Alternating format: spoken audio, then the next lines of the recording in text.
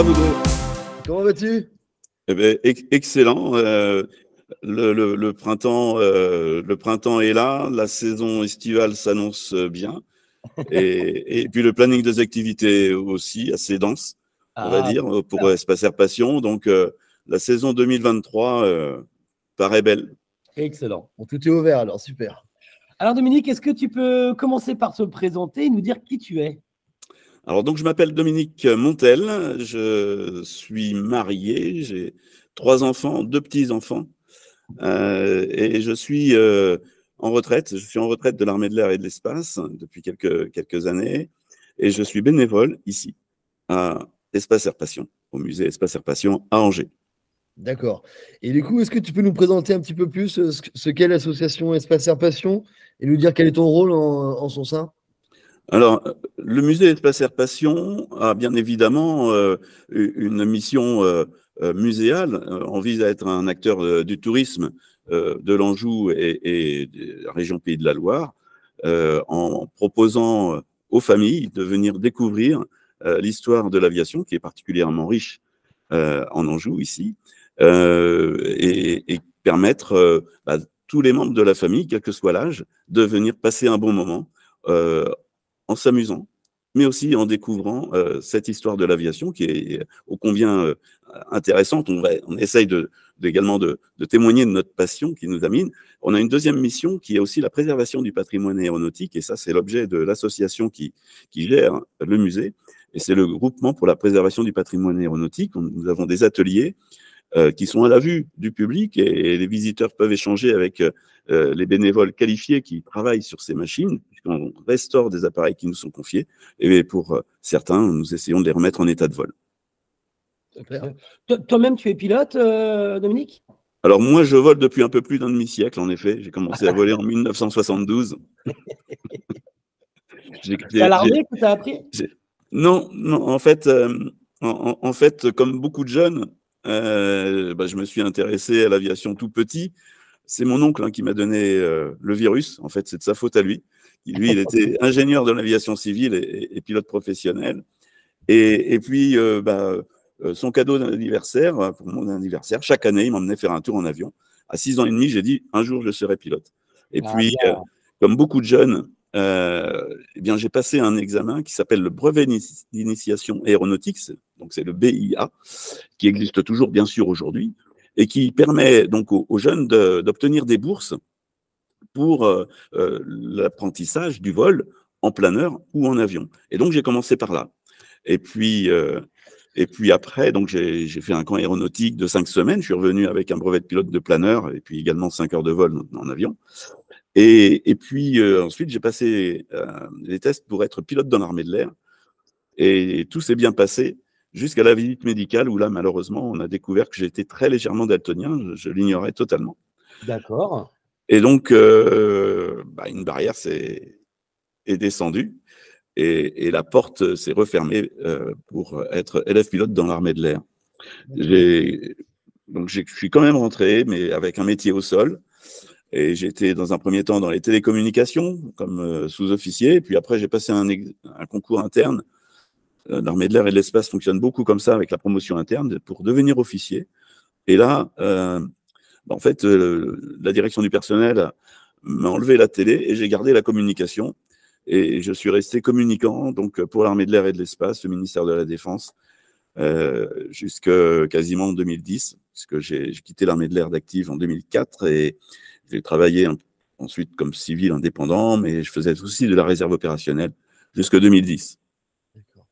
Et pendant tout ce temps, toi, tu as continué par contre à voler, mais à titre personnel. Alors, j'ai volé tout le temps à titre personnel, un petit peu à titre militaire aussi, puisque j'ai passé mon brevet militaire de sport aérien, et ce qui me permettait de voler sur des planeurs à cocarde et des avions légers à cocarde également, en particulier pour faire du remorquage. Ok. D'accord. Et alors, comment tu disais tout à l'heure que le territoire d'Anjou était particulièrement, avait une histoire particulière avec l'aéronautisme. À quoi ça tient et qu'est-ce que c'est que cette histoire en fait exactement? Alors, c'est la responsabilité de 2 hommes, 2 frères. C'est René et Pierre Gagné, qui habitaient à Bushman, au château du Frêne, et qui se sont passionnés pour l'aviation. Dans un premier temps, ils étaient aéronautes, ils faisaient du ballon. Et puis, en 1903, il y a Wilbur et Orville Wright qui ont fait voler leur avion, et René Gagné a décidé de construire son avion. Et il a construit donc 3 exemplaires de son appareil, René Gagné. Et c'est le premier avion qui a volé en Anjou. Son frère Pierre, lui, était plutôt cérébral, il était plutôt dans l'administratif, mais aussi pilote, puisqu'il a effectué la Première Guerre mondiale sur Nieuport 17. Et donc, des manifestations sportives, puisque la nature humaine vise à se challenger, eh bien, les premiers pilotes ont fait des compétitions tout de suite, c'était des distances, c'était ces merveilleux fous volants dans leur drôle de machine, ça fait l'objet d'un film assez intéressant, avec des rallyes Londres-Paris, Paris-Rome, et eux, dès 1910, ils ont fait une première compétition qui s'appelait, c'est une distance sur Angers-Saumur, et puis en 1912, ils ont fait le premier Grand Prix d'aviation, Grand Prix de l'Aéroclub de France, qui était un triangle sur Angers, Cholet, Saumur, et cette compétition a été remportée par un certain Roland Garros. On en parle, tiens, aujourd'hui. Non pas, c'est l'actualité. Et donc alors, l'association Air Passion, aujourd'hui, c'est combien de membres et quelles sont un peu les différentes compétences que vous avez dans l'asso ou que vous recherchez? Alors, en fait, on est plutôt multitâche. L'association comprend un peu moins de 200 membres aujourd'hui. Quand même. Et nous sommes autour de 50 bénévoles vraiment actifs, puisque vous avez des membres qui habitent loin, qui ne peuvent pas venir, mais une cinquantaine de membres actifs qui œuvrent dans les domaines avec donc avec un S, puisqu'on peut avoir plusieurs domaines qui leur plaît. Ça peut être la menuiserie aéronautique, un savoir-faire en péril en ce moment, il faut vraiment le protéger et puis transmettre ses savoir-faire. Ça peut être aussi l'électricité, la mécanique, mais aussi la communication, l'informatique, et puis la documentation et les archives. Voilà. Et puis, dans la partie communication, eh bien, il y a toute la partie guide. C'est important de pouvoir emporter nos visiteurs dans cette histoire. Et donc, nous sommes une quinzaine de guides donc, à accueillir le public. Et puis également, nous tenons aussi à être un acteur dans le tourisme d'affaires. D'accord. Ok. Et alors, l'aéronautisme, on peut dire que c'est quand même une passion qui demande de la place. Comment vous vous structurez? Vous avez des hangars, vous avez des ateliers? Alors, nous avons un hall principal d'exposition qui est un bel écrin de 3500 mètres carrés. D'accord. Ah oui, quand même. Et nous avons un hangar dit réserve de 1500 mètres carrés. Dans le hall principal, il y a également les ateliers aujourd'hui, mais qui méritent amplement d'être complétés par un 3e bâtiment. Et nous espérons beaucoup de la part des soutiens d'Angers-Loire Métropole, mais aussi, pourquoi pas, du département et de la région pour nous accompagner dans ce projet. Combien d'avions sont exposés au musée, Dominique? Au total, nous avons à peu près 210 avions. Waouh! 210 appareils. Et nous en exposons environ 40, ainsi que des pièces, des moteurs, mais des morceaux d'avion. Certains sont uniques au monde. Et puis, nous avons aussi 4 appareils qui sont classés monuments historiques. D'accord. Justement, est-ce que tu peux nous parler un petit peu de ces pièces remarquables là, que vous avez? Alors, pièces remarquables, je citerai par exemple la gouverne de direction du cousinet arc-en-ciel. Alors, c'est un trimoteur. C'est un trimoteur qui a été donc imaginé par Monsieur Cousinet, qui était né en Vendée et qui a fait ses études d'ingénieur ici à Angers aux Arts et Métiers, et qui lui a construit plusieurs avions, donc qu'il a appelé Cousinet de son nom, qui étaient transatlantiques, mais terrestres, au contraire des Latécoère qui eux étaient hydravions. Et il y a un peu plus de 90 ans, c'était en février 1933, un certain Jean Mermoz a réalisé la première traversée avec le coussinet arc-en-ciel numéro 1. Et nous avons sa dérive de direction. Et c'est le seul morceau d'arc-en-ciel qui reste au monde. Ouais. On dirait qu'il y a des graffitis, mais ce n'est pas des graffitis. Vous avez plusieurs signatures d'un certain Antoine de Saint-Exupéry. C'est-à-dire un certain Jean Moulin, qui était le chef de cabinet du secrétaire d'État à l'air, M. Cotte, de l'époque, etc. Bref, on est très fiers d'avoir ce genre de pièces. Et puis, plein d'autres histoires. C'est ça qui est intéressant lorsque on accompagne le public, c'est non pas d'être trop technique, on peut l'être parce qu'on va s'adapter bien évidemment à nos visiteurs, mais on souhaite plutôt être généraliste et puis à raconter des histoires humaines. C'est ça l'intérêt.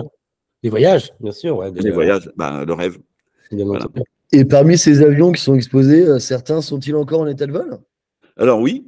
On en a, je dirais, une vingtaine en état de vol. Après, qu'est-ce qui nous retient? C'est l'argent. C'est ça, le problème, c'est l'argent, puisqu'il faut les assurer. Et donc, on se limite aujourd'hui à 4 avions. Et depuis 2022 également, on a décidé de reprendre une activité planeur. Donc, des avions sans moteur, mais historiques. Et donc, l'an dernier, on a remis en état de vol un planeur qui est un planeur AV22 de Fauvel qui était aussi angevin. Donc, on a toujours cette fibre région.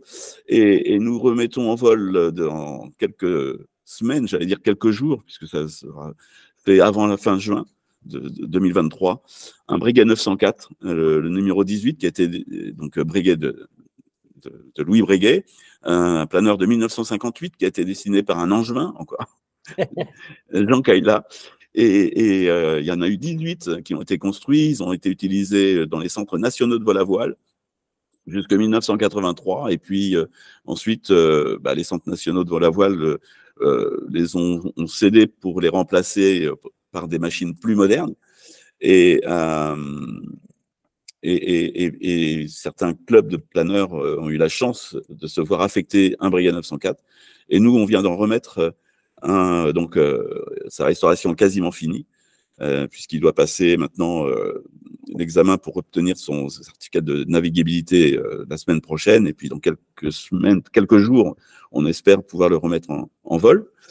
Là, il faut que je reprenne mon cycle. Et donc, on vise à le remettre en vol, oui, après une restauration à laquelle auront participé aussi un lycée technique, le lycée technique de Narcé, qui, avec un partenariat avec l'Éducation nationale, ils se sont occupés de la remise en peinture, la peinture initiale. Et puis également, on a mis aussi avec la Fondation des Ailes de France, l'escadrille Air Jeunesse récemment créée ici à Angers pour suivre tout son cycle de restauration. Et où est-ce que vous les trouvez, tous ces avions? C'est des miracles, hein, puisque tous ces appareils sont cédés. Ils nous sont offerts. Donc, certains sont dans un état plus ou moins abîmés. Et puis, on regarde leur intérêt. Ensuite, on regarde la documentation. Qu'est-ce que l'on a dessus? Ensuite, on va faire un état des lieux, bien évidemment. Et à partir de là, qu'est-ce qu'on fait? Donc, soit on va les remettre en exposition statique s'ils représentent un intérêt historique, soit on les remet en état de vol si c'est possible. Et puis si malheureusement il n'y a pas vraiment d'intérêt, donc on va décliner, mais on décline rarement. Ça doit être dur. Oui, c'est un crève-cœur. Parce que, en fait, c'est des anciens, ou dans le cadre de succession, vous n'avez pas forcément des familles qui sont intéressées au vol. Oui. Je pense en particulier, par exemple, à toutes les maquettes, puisqu'on est un musée aussi qui présente toute une histoire de maquettes, de modèles réduits, où les gens n'ont pas forcément la fibre. je parle de la succession aéronautique, et plutôt que ça traîne, plutôt que ça s'abîme, eh bien, c'est penser au patrimoine et à faire vivre justement la réalisation de leurs parents, de leurs aïeux. Et puis certains qui ne peuvent plus voler parce qu'ils sont pris de l'âge, eh bien, nous cèdent leurs avions également, pour qu'on puisse les exposer et raconter leur histoire. Et ça permet d'avoir une pérennité dans ce patrimoine. Tu parlais tout à l'heure, Dominique, de la difficulté parfois de trouver la documentation sur les modèles anciens. Est-ce que vous avez constitué, là, on va dire, un catalogue de documentation, en tout cas des archives sur les différents modèles d'avions? Oui, c'est important. Alors, pour le coup, on actionne un réseau qui est mondial, puisqu'on va s'adresser aussi bien aux États-Unis que sur l'ensemble de la planète. Nous sommes également contactés par l'ensemble de la planète parce que nous avons constitué depuis pas mal d'années, grâce aux bénévoles qui œuvrent depuis de nombreuses années dans ce centre de documentation, à commencer par Christian Ravel, qui est notre fondateur, eh bien, toute une banque qui est en phase de numérisation toujours, puisque nous recevons chaque semaine de la documentation ou bien des photos, des histoires de pilotes, certains qui ont eu des parcours particulièrement intéressants et reconnus. Et donc, nous sommes devenus le référent de la Direction générale de l'aviation civile sur l'aviation légère. On est le premier centre en Europe sur l'aviation légère. Et on nous demande, par exemple, des plans en Nouvelle-Zélande, on nous a demandé des plans de Stamp, des choses comme ça. Et vous avez pour projet de publier un jour cette banque de documentation? Alors, nous sommes en lien avec la Banque nationale de France, la BNF. Ouais. Parce qu'il n'y a pas que ça, il y a aussi tous les bouquins et les magazines, etc. On a les premiers magazines aéronautiques qui datent du 19e siècle, quand même. Ouais. C'est pas mal. Voilà, donc on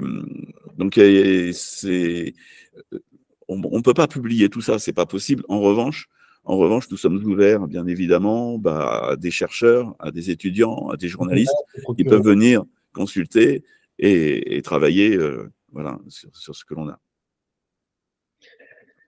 Les 7 et 8 et 9 juillet prochains, vous serez à Nantes Maker Campus? Oui, avec grand plaisir. Qu'est-ce que vous allez présenter aux visiteurs de cet événement consacré aux makers? Alors, on va présenter un avion d'abord, un avion qui nous est arrivé très récemment, qui était un avion qui est d'ailleurs en état de vol. C'est une ancienne Formule 1 de l'aviation. À l'époque, jusque dans les années 2000, il y avait des courses autour de pylônes de vitesse. Et d'ailleurs, ça s'arrête cette année. La dernière édition se fera à Reno, aux États-Unis, en 2023, et après, il n'y en aura plus. Et son pilote, qui avait construit cet avion, était un pilote de ligne également. Il venait régulièrement chez nous lorsque nous faisions des manifestations aéronautiques. Et puis, eh bien, il avait décidé de nous léguer cet appareil.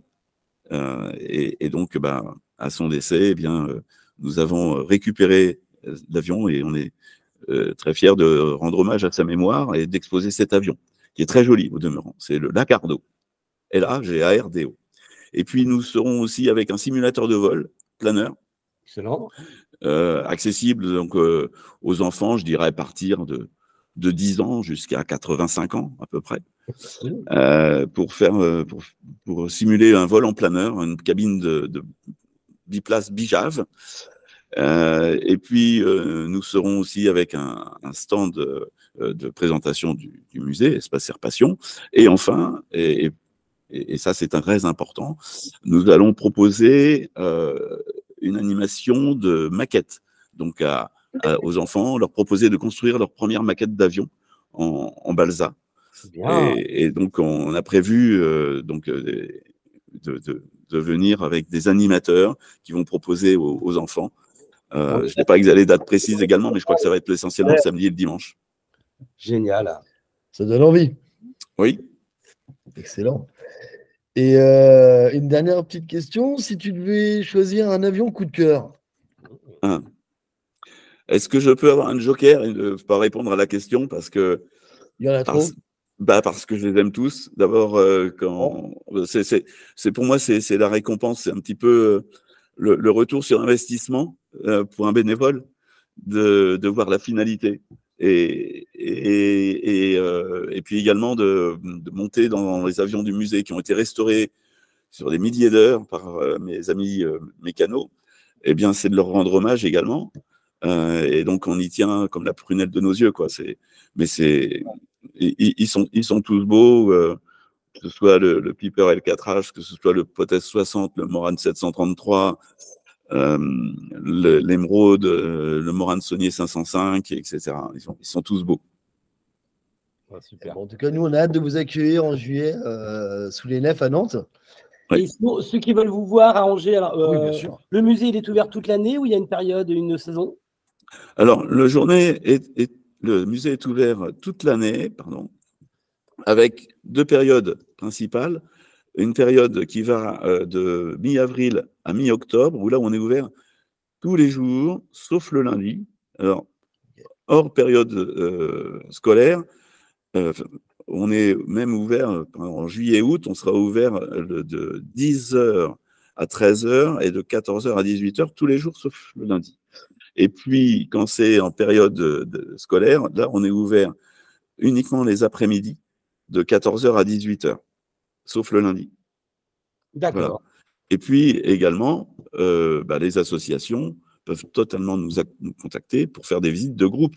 Et là, à ce moment-là, ça peut intervenir quand c'est possible. Mais il n'y a pas de règles particulières. Et les entreprises peuvent aussi nous demander des réservations pour des demi-journées, pour des journées, pour faire des séminaires, pour présenter des choses. Et puis, en période entre mi-octobre et mi-avril, à ce moment-là, on est ouvert pendant les vacances scolaires et les week-ends.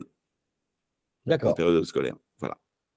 Bon, bah, c'est super, on va pouvoir venir vous voir alors. Ah bah avec grand plaisir, on vous attend de pied ferme.